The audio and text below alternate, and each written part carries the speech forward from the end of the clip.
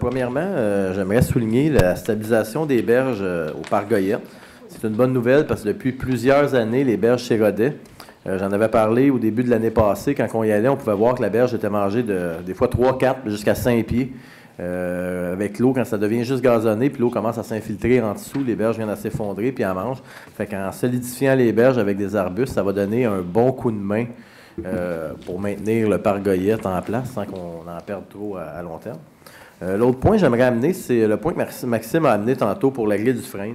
Effectivement, Maxime, il y a trois solutions, puis il y a 3 visions. Une des solutions qu'il nous avait proposées, c'était l'abattage préventif, en disant que, en enlevant tous les petits arbres, ça va coûter moins cher qu'enlever les gros arbres, parce que les petits arbres sont plus faciles à enlever qu'enlever les gros arbres.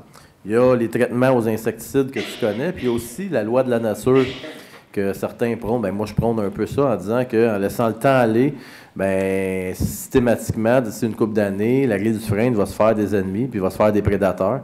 Un peu comme qu'on voit souvent dans les champs, qu'on a des insectes qui n'existent pas ou des nouvelles technologies qui vont être créées. Fait que je dois t'avouer que moi, là-dessus, je prône exactement la même chose que toi. Je n'étais pas systématique à dire de tout abattre. C'est sûr que c'est un couteau à 2 tranchants. Peut-être que dans 20 ans, on va avoir fait une erreur. C'est peut-être qu'on aurait dû abattre pour limiter.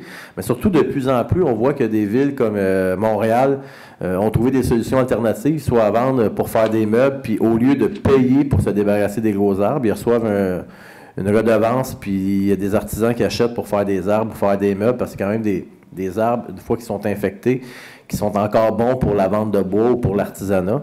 Fait que c'est sûr, si on arrive à trouver des solutions alternatives là-dessus, on serait peut-être mieux de les conserver puis d'y aller non systématique. Peut-être un arbre... Les arbres de 6 pouces, on ne peut pas faire de bataille des meubles. Non, quand je parle d'y aller d'un arbre de 6 pouces, c'est de ne pas les abattre, c'est de les conserver. Moi, comme je te dis, je prône la conservation puis laisser un peu la nature aller. De toute façon, il va falloir des places refuges, un peu comme dans le maïs, il faut que tu aies des plants refuges. Si tu enlèves tous les arbres, veux pas, tu vas contaminer plus les arbres qui vont rester dans ma vision d'agriculteur. Tu vas juste contaminer plus les arbres qui restent. Fait que là-dessus, je prône exactement la même vision que toi, de conserver les arbres, puis de laisser un peu la nature faire. Traiter les arbres qu'on veut vraiment conserver, qu'on les traite aux insecticides.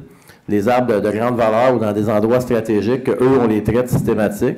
Puis les autres, on laisse la nature faire, puis on verra si, quand ils sont vraiment contaminés ou dangereux, on les abattra, puis on verra où on peut se rendre. Parce qu'effectivement, on ne pourra pas traiter nécessairement tous les arbres de la ville, parce que ça deviendrait à coût astronomique, mais il y a des arbres, des fois, qui sont bien placés, qui ont des endroits stratégiques, puis qui sont dans des beaux parcs qu'il faut conserver pour ne pas laisser systématiquement la perte de ces arbres-là. Fait que je prends un peu la même solution que toi. Laisser aller, puis conserver ceux qu'on peut.